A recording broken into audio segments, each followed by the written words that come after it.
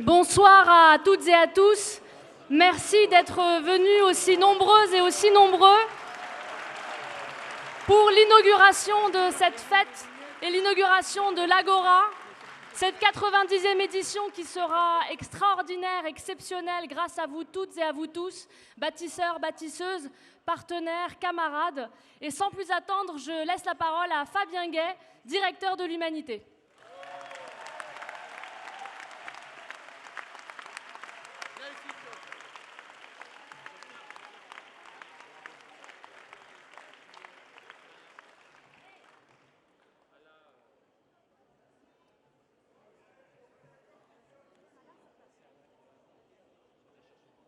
Mesdames et messieurs, cher Allah, on accueille l'ambassadrice de Palestine.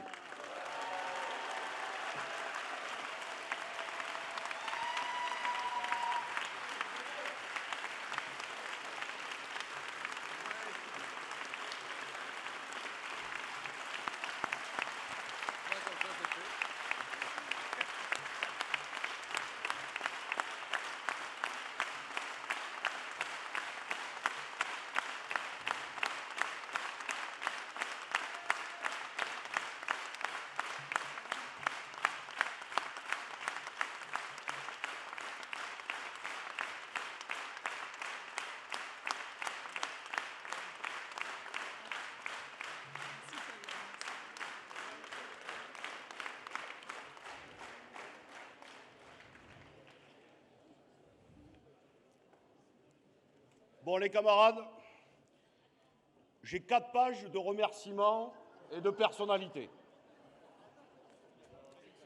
Comme on m'a dit qu'à chaque fois j'étais trop long, je vais mettre tout ça de côté et je vais toutes et tous vous saluer comme cela. Merci à tous et à tous.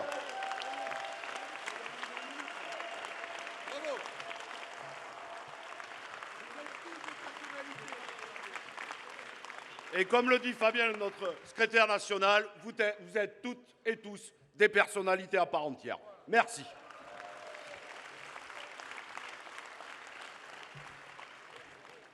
Mais je reviendrai sur quelques présents, évidemment, dans le discours. Chers amis, chers camarades, bienvenue à cette 90e édition de la Fête de l'Humanité.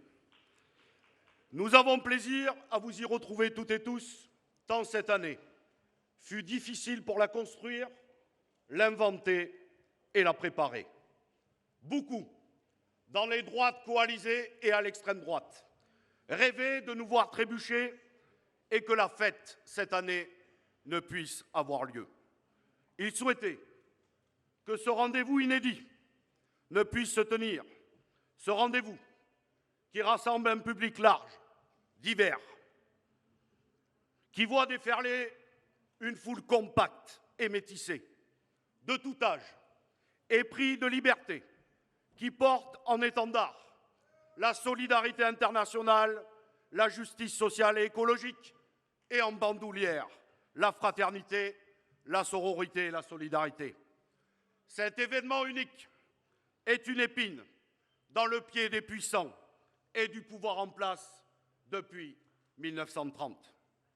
À la mi-juin, nous avons lancé dans l'Humanité un appel à une souscription populaire pour rassembler 1 million d'euros pour faire face aux surcoûts importants dus à la sécurité, mais aussi à un besoin de trésorerie pour honorer les factures des prestataires.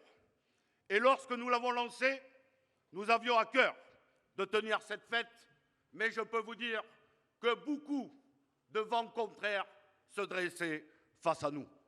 Chaque vendredi, nous vous avons informé dans nos colonnes de l'avancée de cette souscription. Et je veux remercier chaque lecteur, chaque lectrice, abonné comme lectrice et lecteur occasionnels, pour leurs dons, même modestes, alors que nous savons que les salaires et les pensions sont bloqués et basses. Nous sommes fiers de vous annoncer que depuis hier, nous avons dépassé ce 1 million d'euros.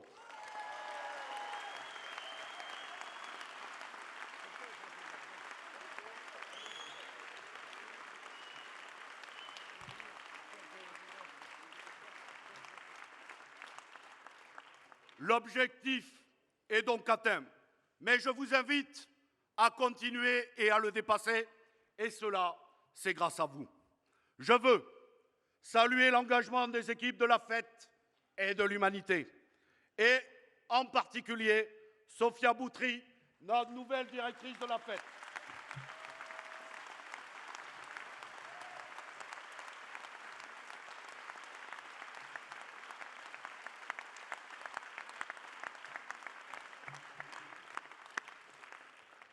Mais aussi et surtout les militants et les militantes du Parti communiste qui font la promotion, vendent le bon de soutien, tiennent et animent les stands ou font encore l'accueil sécurité, animent les débats, distribuent des tracts dans les allées.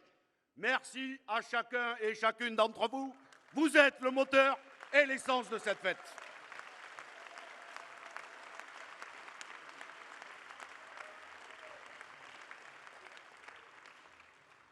Je veux aussi saluer Éric Brève, le président de l'agglomération de Cœur-d'Essonne, qui nous accueille, Sylvain, le maire du Plessis,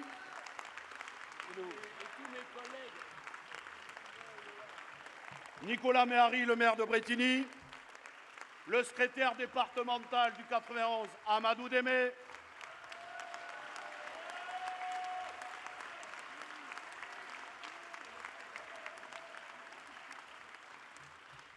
et avec toi, l'ensemble des militantes, des militants et des élus du 91. Je vois beaucoup de maires ici, le député et beaucoup d'autres.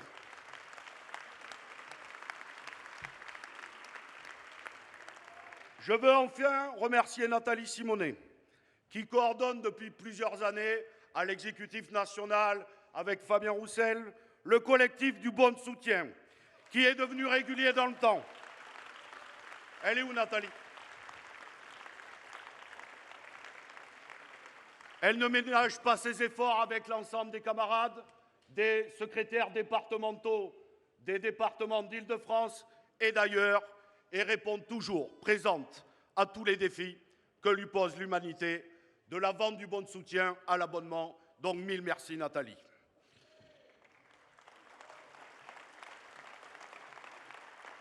Cette année, nous avons décidé de vous faire revivre l'année écoulée, avec les grands défis de notre temps, à partir de quelques unes de l'humanité qui donnent le pouls de nos combats, rend visibles les luttes que les puissants veulent invisibiliser.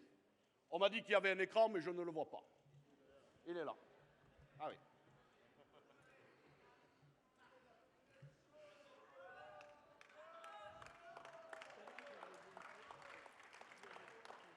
Je veux commencer ce discours avec cette une de l'humanité du 26 mai dernier.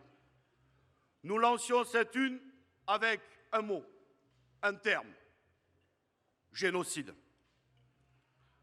Dans cette bande de terre qui vit l'horreur d'un triple blocus depuis 20 longues années, c'est un déluge de feu, de bombes, d'assassinats ciblés qui visent indistinctement médecins, citoyens et citoyennes, journalistes et tant d'autres, qui viennent crier famine lors de maigres distributions de denrées alimentaires. Je le redis ici, ce n'est pas une guerre. Une guerre, elle oppose deux États, deux armées, deux protagonistes. Ici, nous avons affaire à une folie meurtrière d'un État dirigé par l'extrême droite et d'un homme, Netanyahou, qui veut éradiquer Gaza et ses 2 millions d'habitantes et d'habitants. C'est donc un nettoyage ethnique, un génocide en cours, et ses responsables, comme ceux du Hamas, doivent être poursuivis pour crimes de guerre et crimes contre l'humanité.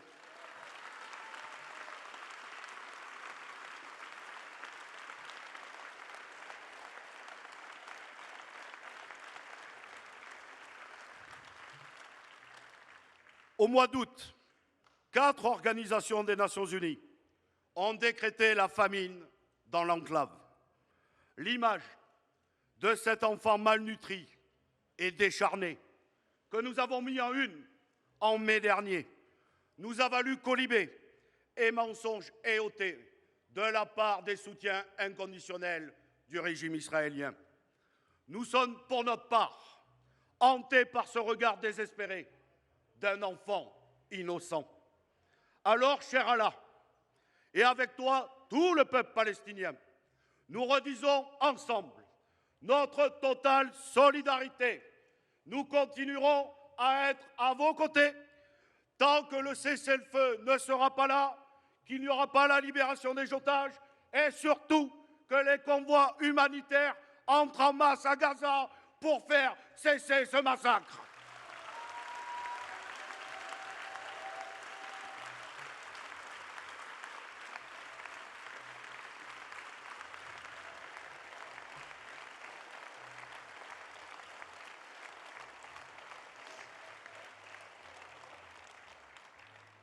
Pour notre part, à l'humanité, nous savons que l'injustice faite au peuple palestinien n'a pas commencé il y a 2 ans, mais prend date depuis la Nakba, et puis la colonisation, et puis l'apartheid, et puis le mur, et puis les exactions et humiliations quotidiennes, et puis les expropriations qui continuent à Jérusalem-Est comme en Cisjordanie encore hier.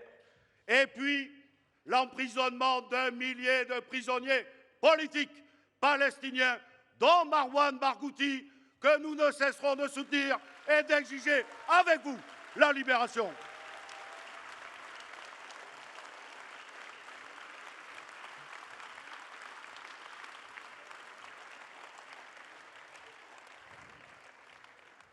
Cher Allah, il a fallu que le pire advienne pour que l'Europe et la France agissent un peu, enfin, dans quelques jours.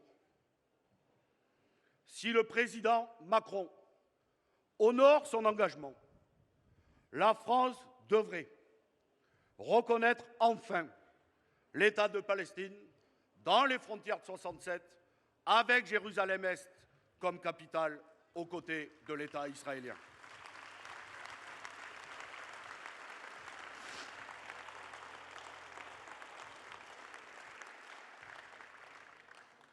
J'en profite pour saluer le courage de nos amis et camarades espagnols et je salue la présence de la ministre espagnole Sira Rego qui mène un combat admirable et qui est une fervente défenseuse de la Palestine.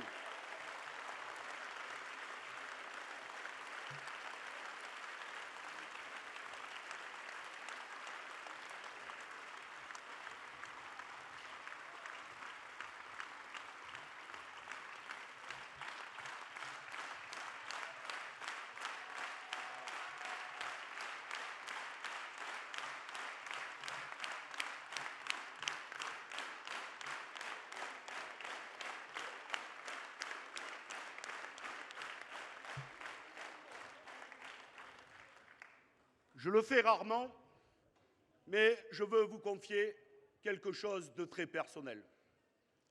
Ces dernières semaines, et depuis l'annonce que la France pourrait reconnaître l'État de Palestine, j'ai beaucoup pensé à 2 camarades communistes qui ont tant milité sur cette question, souvent lorsque nous étions bien seuls à mener le combat sur la question palestinienne. Je veux penser à notre camarade Fernand Thuil, cofondateur de la JPF.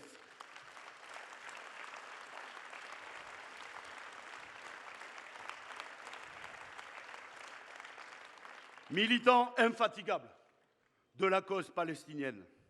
Je veux saluer Isabelle, qui poursuit son œuvre. Charlotte Blandiot-Farid, maire de Mitry-Mory et présidente de l'association. Et avec elle, tous les élus qui mènent ce combat et qui œuvrent sans relâche pour faire vivre la solidarité concrète. J'apporte d'ailleurs mon plein soutien aux élus qui affichent le drapeau palestinien sur le fronton de leur mairie.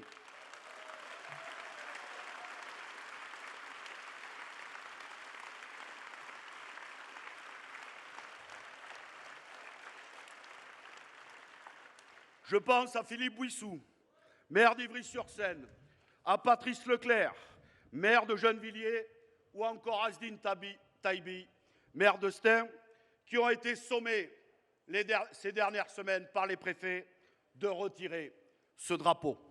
Je peux vous dire que tous ensemble, nous sommes fiers de vous compter parmi nous et nous sommes avec vous du bon côté de l'histoire.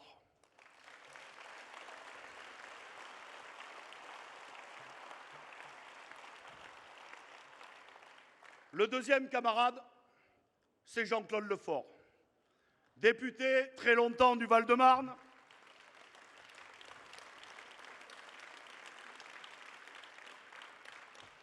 et président honoraire de l'association France-Palestine, et je salue d'ailleurs sa présidente actuelle, Anne, qui est parmi nous, dont la voix rocailleuse et sincère ne faiblissait jamais pour faire résonner la cause palestinienne ou encore faire connaître le sort d'un jeune franco-palestinien, Salah Hamouri. Je le salue.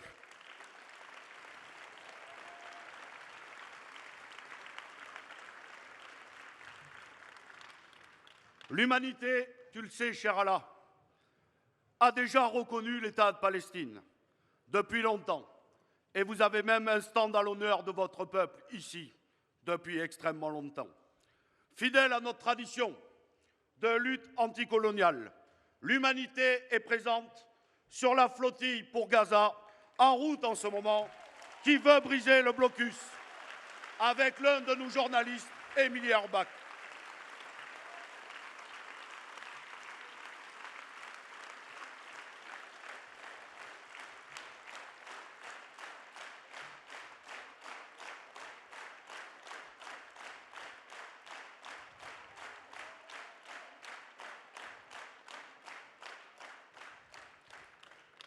Nous sommes connectés nuit et jour avec lui.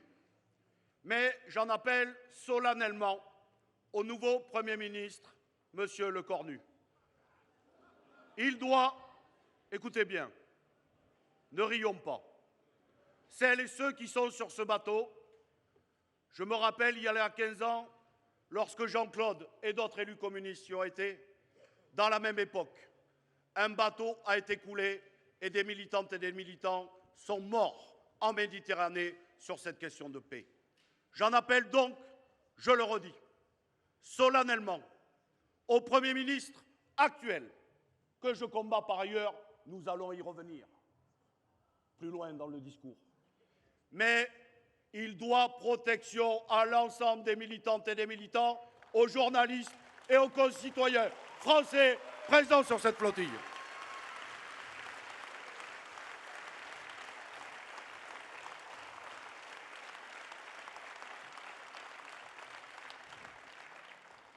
Cher Allah, pour finir, si le président Emmanuel Macron tient son engagement, ce que nous pensons, mais ce week-end, le peuple de la fête de l'humanité va se mobiliser pour qu'il tienne son engagement. S'il le reconnaît, nous le savons, ce n'est qu'un pas.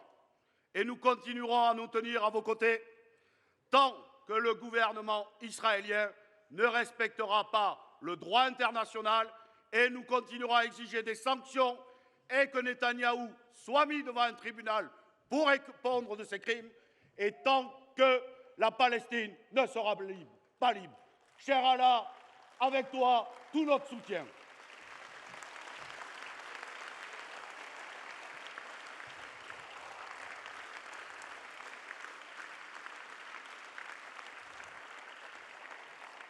Chers amis, chers camarades, la deuxième une est celle d'un homme dont on dit qu'il est un des plus puissants au monde. Le 9 janvier dernier, c'est bien, ça fonctionne. Je dois vous avouer que j'y croyais pas. Nous titrions, enfin bref, on a fait un titre, le nouvel impérialisme de Donald Trump. La réélection de Trump pour un second mandat nous a fait basculer dans un autre monde. Visée expansionniste sur le Groenland et ailleurs. Nouvelle internationale néofasciste 2.0, avec une alliance avec le capital de la tech. Guerre commerciale tout azimut. En assommant le monde avec ses droits de douane, celui qui se rêve en maître du monde veut faire payer la domination états-unienne à ses victimes. Il faudrait financer la machine à billets de Washington, assurer les débouchés aux produits américains pour s'attirer les bonnes grâces de Trump. C'est d'abord dans le secteur économique que le capital états-unien veut réaffirmer sa domination. Contrairement à ce que croyaient beaucoup d'esprits naïfs, ce sont bien les alliés historiques qui ont subi la foudre de Trump. Les Européens ont subi la double humiliation en étant sanctionnés par l'achat massif des produits états-uniens au prix fort, notamment les hydrocarbures, loin des objectifs climatiques affichés au Parlement européen. Les États de l'Union européenne sont sommés de se conformer à la doxa SOS-MAGA sur les normes numériques et d'acheter les armes de l'oncle Sam. Nous le redisons donc ici, il faut faire échec à cet accord signé par von der Leyen et nous demandons au président Macron de ne pas ratifier cet accord et surtout que le Parlement, dans sa globalité, doit être consulté avant toute signature de cet accord inique.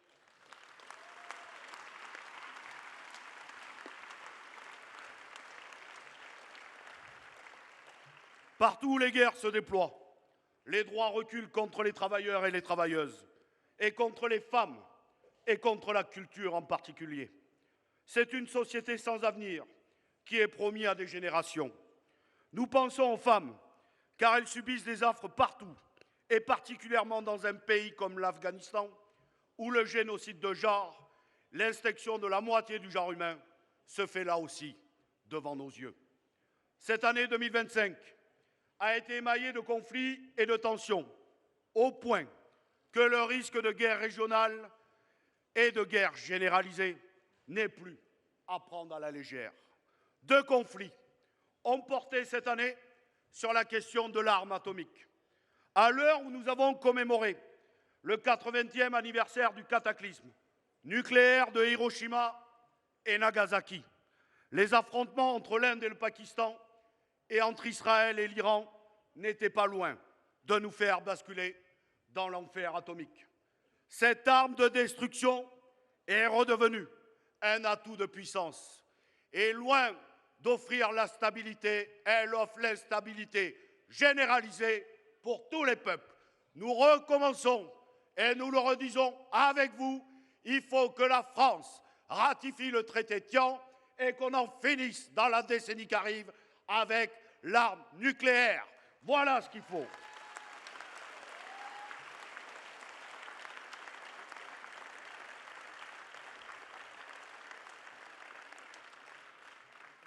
J'en viens maintenant à la troisième une, celle qui affiche M. Stérin. Notre journal a été le premier à révéler en juillet 2024 et plus en détail le 13 février dernier le projet Périclès du milliardaire néoconservateur Stérin. Périclès, écoutez bien, c'est tout un programme, puisque c'est l'acronyme de patriotes, enracinés, résistants, identitaires, chrétiens, libéraux, européens, souverainistes.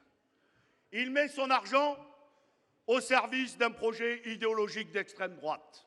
Il forme, par exemple, des milliers de candidats pour les prochaines élections municipales. Il rachète des médias, notamment sur les réseaux sociaux, et il ouvre des musées ou soutient l'ouverture de musées.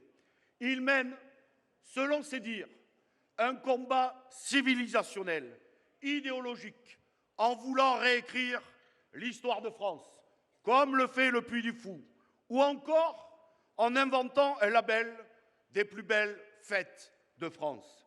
C'est d'ailleurs nos révélations qui ont entraîné plusieurs villes du Pays Basque et de Gironde à s'en défaire, et je salue les maires ou les comités de fête qui l'ont fait.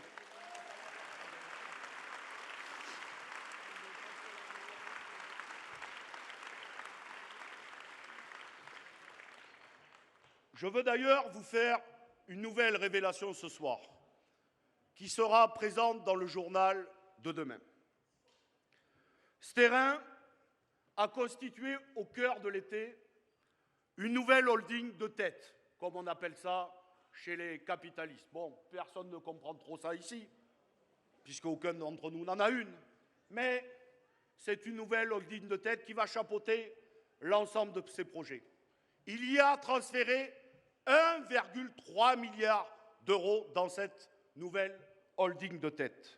Son nom, Le Mailleux Holding, du nom du journaliste de l'Humanité qui suit ce dossier depuis 1 an et demi. Écoutez bien, nous l'avons appris et nous nous sommes dit, bon, assez bizarre, mais peut-être qu'il y a un nom dans ses proches qui ressemble étrangement au journaliste de l'Humanité. Est-ce que c'est un pur hasard? Mais non.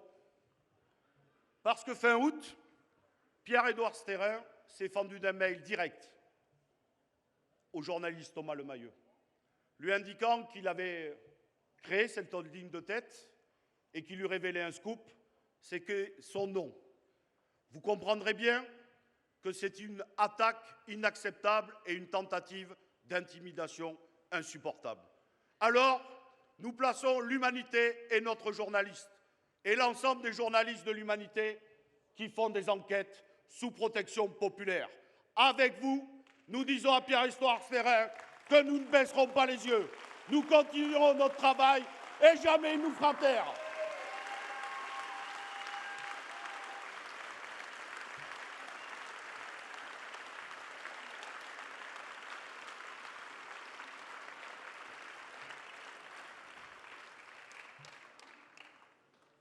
Mais Sterrin n'est pas le seul à préparer l'arrivée de l'extrême droite au pouvoir. Ils sont extrêmement nombreux et il me faudrait plus de 4 heures de discours pour démontrer cela. Je vais vous en citer un autre que vous connaissez bien, Vincent Bolloré, dont tout le monde connaît ici l'empire médiatique et industriel. Je ne vais là aussi pas vous démontrer ça, vous connaissez si bien que moi, notamment sa chaîne de désinformation continue CNews, qui certainement fera les gros titres de la fête et inventera je ne sais quelle polémique. Chaque année, il y en a une, grand bien leur fasse. Mais il y a un nouveau fait depuis quelques jours. Vincent Bolloré est rentré en contact avec Bernard Arnault pour racheter Le Parisien aujourd'hui en France. Imaginez une seule seconde. Si un titre comme Le Parisien aujourd'hui en France, qui n'est pas de notre sensibilité politique, loin de là, mais qui participe, comme l'Humanité, au pluralisme des idées et au pluralisme de la presse. Imaginons un seul instant que Le Parisien aujourd'hui en France tombe dans les mains de Vincent Bolloré. C'est-à-dire que Vincent Bolloré ajouterait une nouvelle pièce à sa collection, mais surtout, il posséderait 90% des éditions du dimanche, puisqu'à côté du JDD, il y a Le Parisien, et hormis la tribune du dimanche, qui appartient à un autre milliardaire, Rodolphe Saldé. Donc, c'est-à-dire que le dimanche, dans la bataille politique et médiatique, qui imprime le débat d'idées de toute la semaine, on confierait ça à 90% à un seul homme et évidemment à l'extrême droite. Donc, mardi, nous avons eu un dîner de presse. Chaque année, à l'initiative de l'Humanité, depuis Roland Leroy, à l'initiative de l'Humanité, au moment de la fête, se tient un dîner de professionnels avec tous les patrons de presse, mais aussi les syndicats de salariés, etc. etc. J'ai redit à Pierre Louette, le patron du Parisien et des Échos, ma pleine et entière solidarité avec lui et avec l'ensemble des équipes du journal Le Parisien.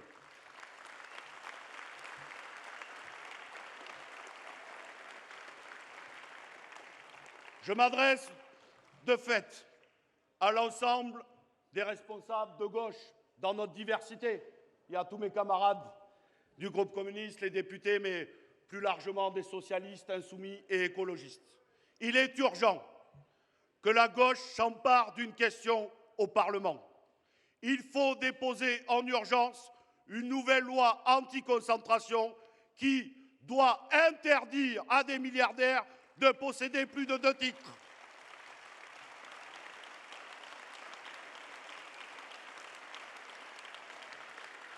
Si nous ne faisons rien avant la présidentielle, à 3 ou 4, ils vont avaler et concentrer 90% des médias à 3 ou 4, notamment l'extrême droite. Enfin, je le redis, on me prend pour un fou.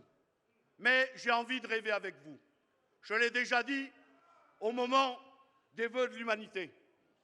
Je pense qu'il est temps que nous ressortions un journal le dimanche de l'humanité qui s'adresse à toute la gauche pour que les lecteurs et lectrices de gauche puissent avoir un outil pour contrecarrer le JDD et le Parisien.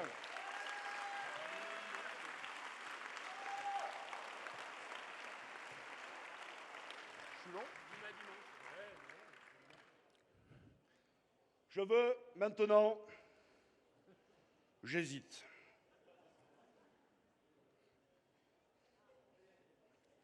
Je vais vous faire une petite surprise. On va changer l'ordre.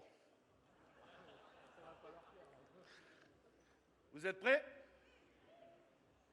Je parle à la régie, c'est bon?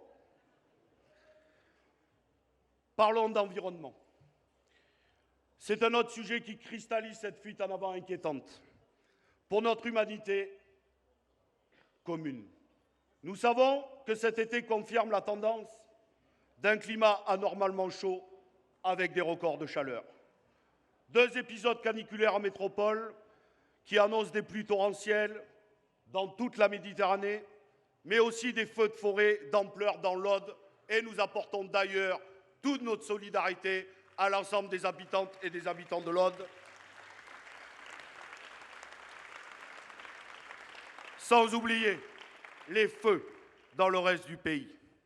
Voici les prémices d'un monde à plus 1,5 degré par rapport à l'ère pré-industrielle que nous évoquions en une, c'est la bonne, pour clôturer l'année 2024 qui était déjà parmi les plus chaudes.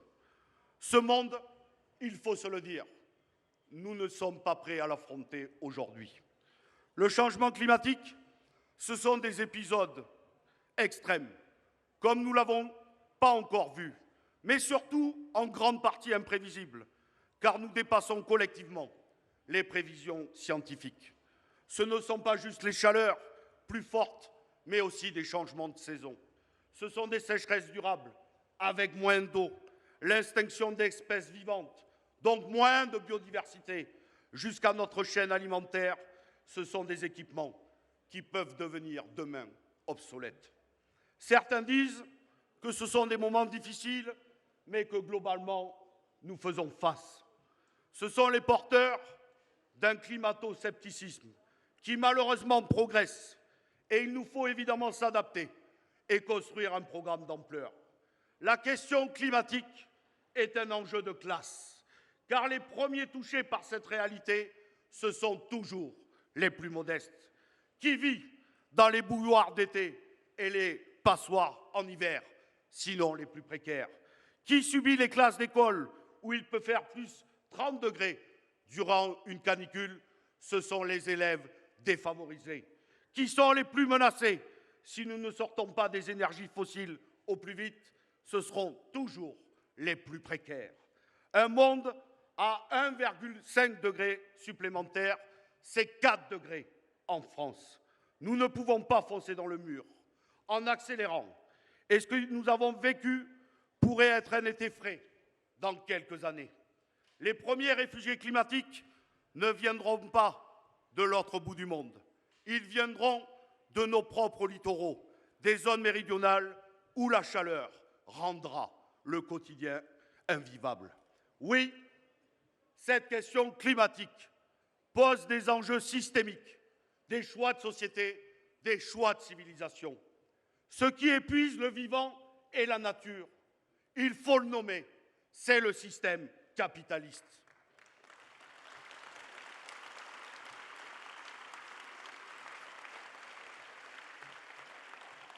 Pour le dépasser, nous proposons un chemin, celui de la coopération des peuples, plutôt que leur opposition avec des traités de libre-échange, plutôt que le système de rente, de la société de l'héritage, de l'accaparement des richesses aux mains de quelques-uns. Nous y opposons une société de partage du savoir, d'une démocratie pleine et entière et de partage des richesses. Cette société, nous la nommons communisme et nous la mettons en débat pendant 3 jours avec vous.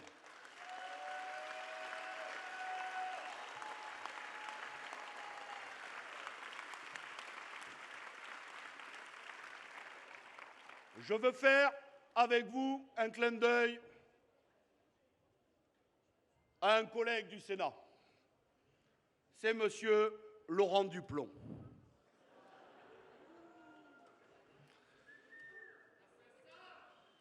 Face au passage en force du gouvernement, dont il faut rappeler qu'ils ont été obligés de détourner le règlement pour faire adopter le vote de la loi Duplomb, le peuple a réagi de la plus belle des façons.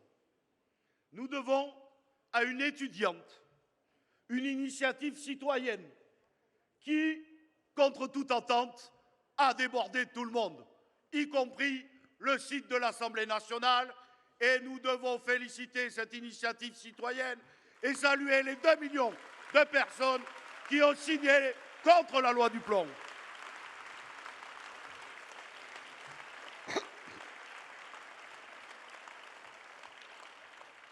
Oui, nous disons à cette étudiante et aux 2 millions de nos concitoyens et concitoyennes, bravo, car la question de ce que l'on mange dans nos assiettes, du bon, du bio, du local, ne doit pas être réservée à une élite. Et pendant que la droite propose comme seul horizon de perpétuer un modèle néfaste pour notre humanité commune, nous proposons, nous, un autre chemin, celui d'une agriculture qui respecte d'abord les agriculteurs et les agricultrices. Parce que rappelez-vous que ce sont eux qui sont en première ligne pour mettre ces produits pourris dans notre sol.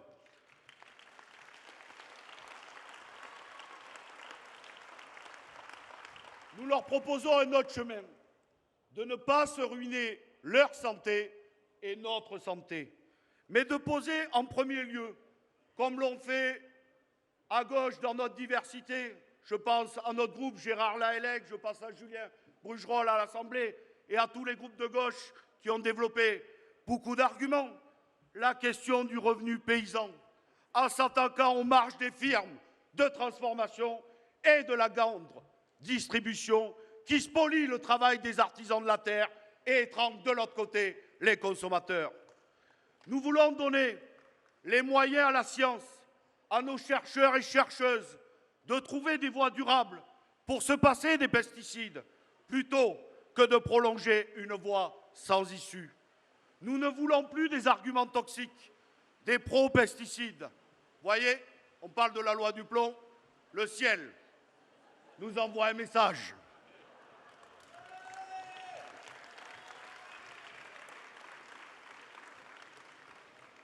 Nous ne voulons plus des arguments toxiques, des pro-pesticides comme nous l'avons déclaré le 22 juillet dernier. Les travailleurs et travailleuses qui ont bouffé de l'amiante ou le chlordécone en Outre-mer entendaient déjà cela à leur époque. Oui, c'est nocif, mais ne vous inquiétez pas, ce n'est pas bien grave. Et de toute façon, on n'a pas d'alternative. Le résultat, ce sont des dizaines de milliers d'hommes et de femmes malades de cancer. Et lorsqu'on a arrêté, le business a continué. Voilà la réalité. Donc, nous sommes déterminés avec vous à ne pas lâcher et à faire échec à la loi Duplomb.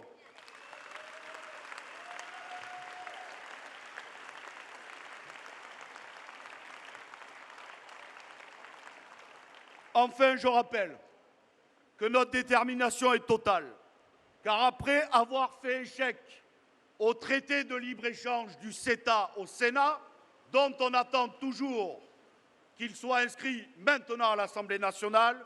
Nous ferons trébucher avec vous le Mercosur. Non, pas de Mercosur, pas de CETA, pas de traité climaticide.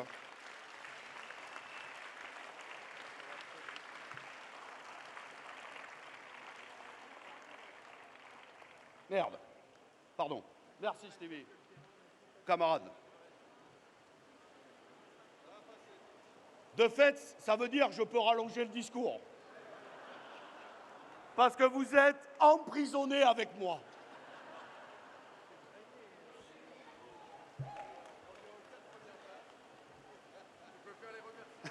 Je vais faire les remerciements maintenant alors. À Sadrache. Hein. Bon. Je veux maintenant vous dire un mot avec une une. Approchez-vous, approchez-vous. J'avoue. On va approcher un peu les chaises, voilà. Pour que tout le monde puisse au moins être à l'abri. Viens là, Yannick.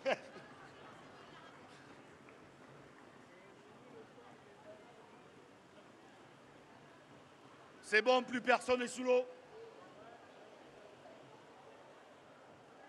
Allez, on se rapproche. Je veux maintenant vous parler de 3 derniers combats. Le premier, il fait notre singularité à l'humanité.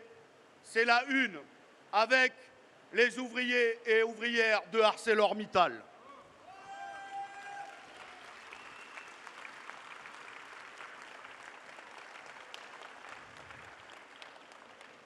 Leur détermination... Putain, ça pleut jusqu'à ici.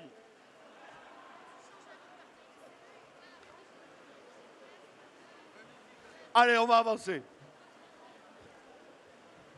J'aurais pas dû parler de la loi du plomb, ça a mis en colère. Leur détermination à ces ouvriers de la métallurgie est exemplaire. Nous avons fait de ces salariés des rédacteurs en chef d'un jour, le 7 mai dernier, pour soutenir leur échappée combative le lendemain. La volonté d'acier de cette classe ouvrière, ce sont des visages et des histoires du monde du travail présents quotidiennement dans nos colonnes. Nous le disons haut et fort avec vous. Mittal peut s'en aller et nous pouvons produire de l'acier sans lui.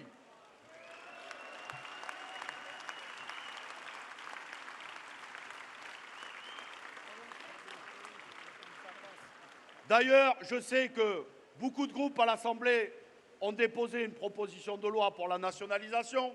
Au Sénat, nous en avons déposé une avec le groupe et la présidente du groupe communiste, Cécile Cukierman, et l'ensemble des groupes de gauche. Et je peux le dire, de toute façon, j'avais prévu.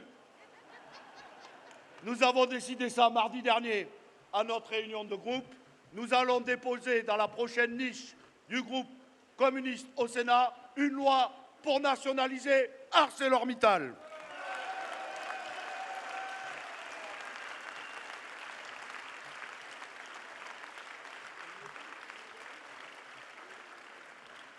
Oui, l'Humanité est le journal des travailleurs et des travailleuses. Quand beaucoup de médias veulent leur invisibiliser, nous, on leur donne la parole.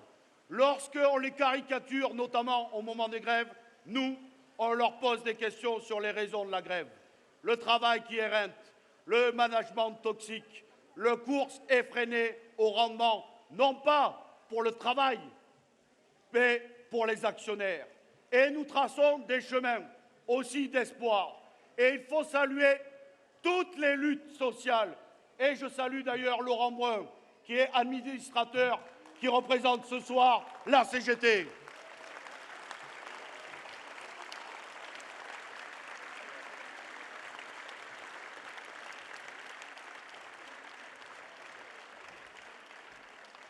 Et nous pensons à 2 belles initiatives. Il n'y a pas besoin de patron pour que l'entreprise tourne. Regardez la chapelle d'Arblay en Normandie ou encore ceux de Duralex. Les actionnaires sont partis, mais les travailleurs continuent à produire.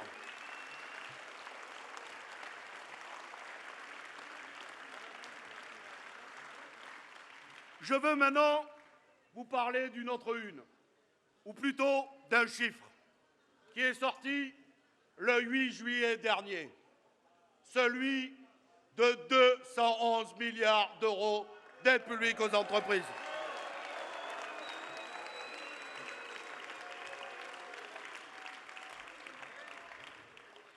Oui, sur cette question, regardons tout le chemin que nous avons parcouru.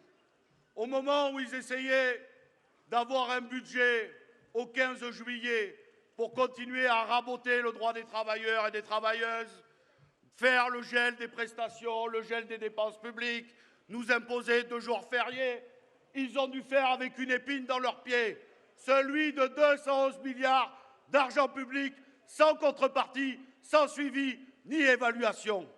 Ils peuvent caricaturer le travail qui a été réalisé, je le rappelle, voté à l'unanimité à l'initiative du groupe communiste au Sénat.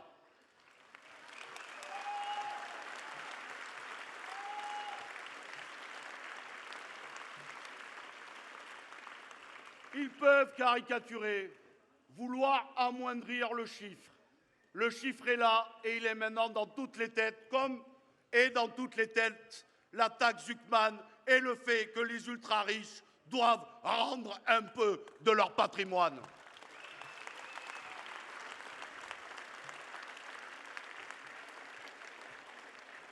« 211 milliards, c'est quand même 4 fois le budget de l'éducation nationale et, je ne sais plus quel camarade m'a dit ça, c'est 2 fois le budget alloué aux collectivités territoriales.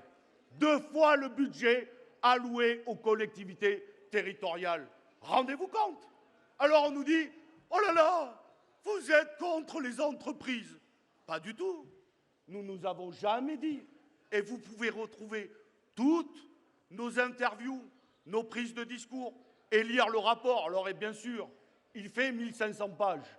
Je comprends que pour les idiotocrates qui critiquent le travail sans même nous interroger et nous donner la parole, c'est un peu lourd.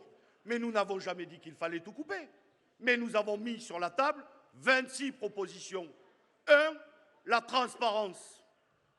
Il est certes logique que les salariés dans l'entreprise sachent combien d'argent touche leur entreprise, quel volume et quelle aide.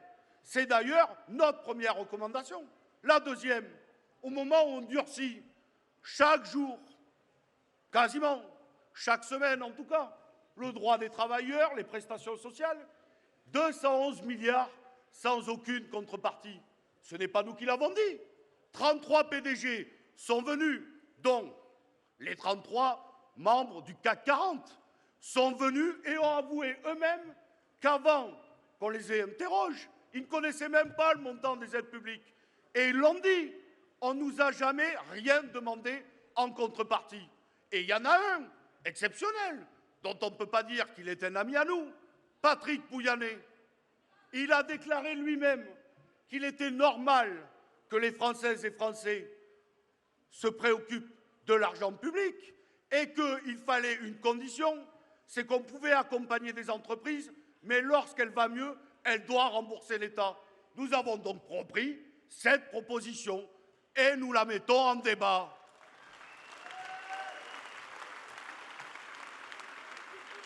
Enfin, je veux qu'on regarde dans la bataille idéologique ce que nous avons réalisé en commun. Nous avons réussi quelque chose, ça fait des décennies que nous nous battons, communistes, à gauche dans notre diversité, syndicalistes, économistes. Nous avons dit 2 choses. En cas de délocalisation, une entreprise doit rembourser toutes les aides publiques sur les 2 dernières années. Principe simple. Enfin, nous avons dit une chose incroyable. Même moi, si on m'avait dit ça au départ, qu'on arriverait là, j'aurais pas signé. Nous avons dit avec la droite sénatoriale que l'argent public ne pouvait pas servir les actionnaires. Une idée simple là aussi, l'emploi, l'investissement, mais pas les actionnaires. On propose donc que le montant distribuable aux actionnaires on déduise le montant des aides publiques. Une chose claire. Voilà.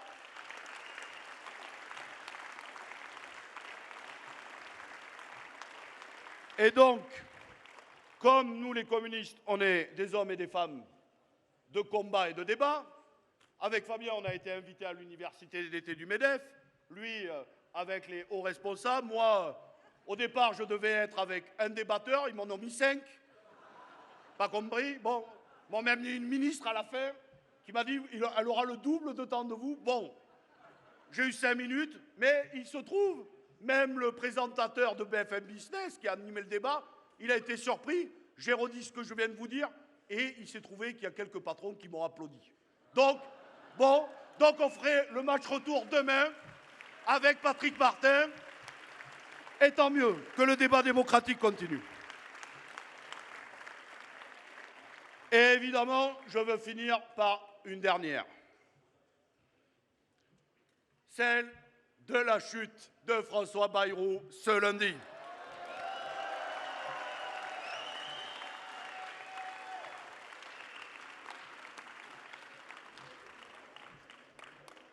Je vois que ça fait plaisir à du monde. Nous redisons une chose simple. Bayrou était un Premier ministre illégitime parce qu'il n'avait ni soutien de l'Assemblée nationale, et on a vu le score, mais surtout, il n'est pas issu du vote populaire de juillet dernier.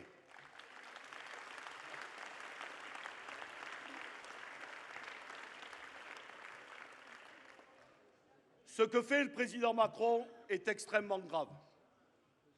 Ne pas respecter le vote populaire lorsqu'on est président en place, lorsqu'on perd une élection, alors le gouvernement doit changer de couleur. C'est une fêlure démocratique du même niveau que le non pas respecté en 2005. Voilà ce qu'il faut affirmer. Donc, après avoir nommé le très droitier Barnier, puis son menteur Bayrou, voilà qu'il nomme son frère jumeau, monsieur le ministre de la Guerre, Lecornu. Le réel, c'est que Lecornu, comme monsieur Barnier et monsieur Bayrou, ne fera pas plus longtemps et qu'il soit censuré demain, après-demain ou après-après-demain. Le résultat, c'est qu'il devra être un moment censuré.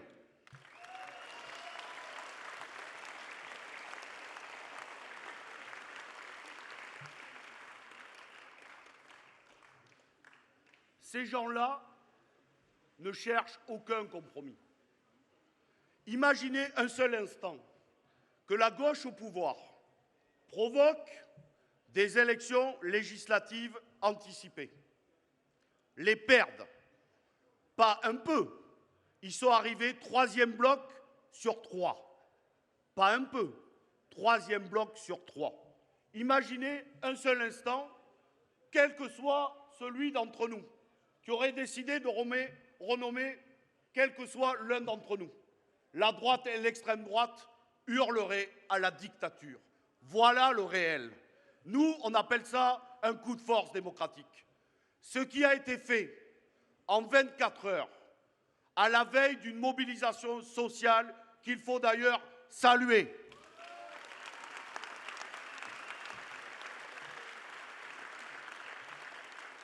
Et celle qui va arriver le 18 septembre à la sortie de la fête avec l'intersyndicale que nous saluons.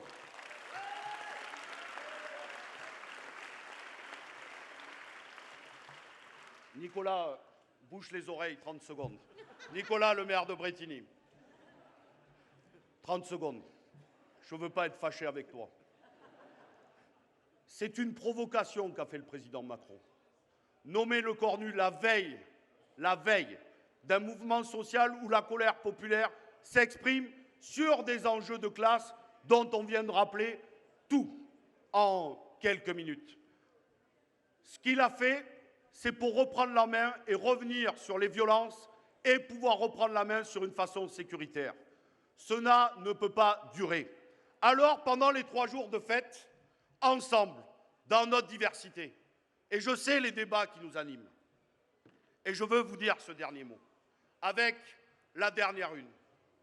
Je sais, c'est celle que nous avons à écrire lundi prochain ensemble. Je suis, et je finis par là, un peu sérieux. Je sais les débats qui nous animent.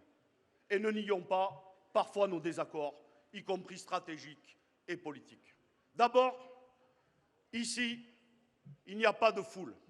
Il y a un peuple conscient, un peuple éclairé. Il n'y a pas de supporters qui viennent faire la claque à un tel, ou huer un tel, parce qu'il serait un peu trop à gauche, ou un peu trop à droite, ou un peu trop au centre. Ici, il y a un peuple compact qui va déferler dans la fête et qui cherche des solutions en commun.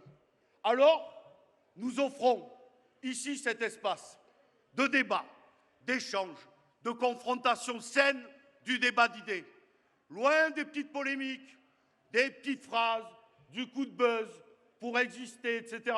Laissons ça 3 jours aux chaînes de désinformation continue. Laissons, et je le dis aussi pour moi, nos smartphones, les réseaux sociaux, mettons tout ça de côté. Rencontrons-nous, débattons, échangeons, engueulons-nous sainement et cherchons les voies d'un chemin d'espoir pour, en réalité, faire échec à Macron. Macron, c'est déjà le passé. Ensemble, on va inventer l'après-Macron.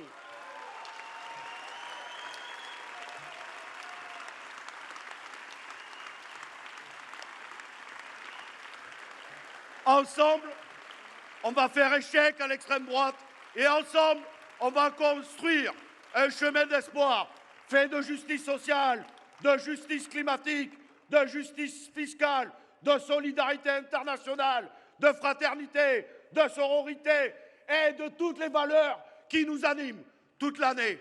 Alors, chers amis, chers camarades, faisons et réalisons une grande fête de l'humanité à la hauteur des enjeux qui sont devant nous. Je sais que je peux, que nous pouvons faire confiance à chacune et chacun d'entre vous. Alors, ensemble, réalisons une belle et grande 90e édition de la Fête de l'Humanité. Elle est belle, elle est ouverte, elle est à vous.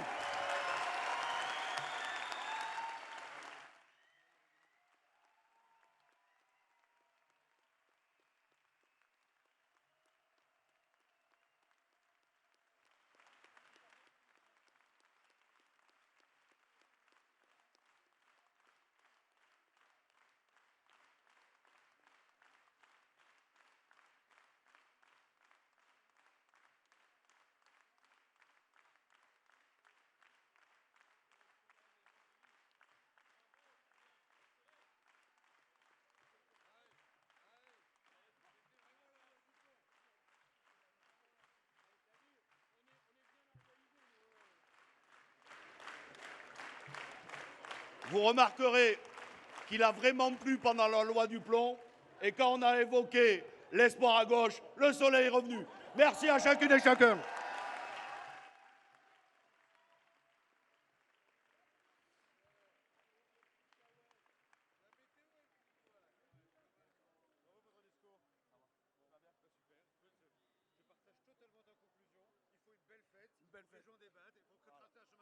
Merci à toi d'être là. Merci à toi, Nicolas.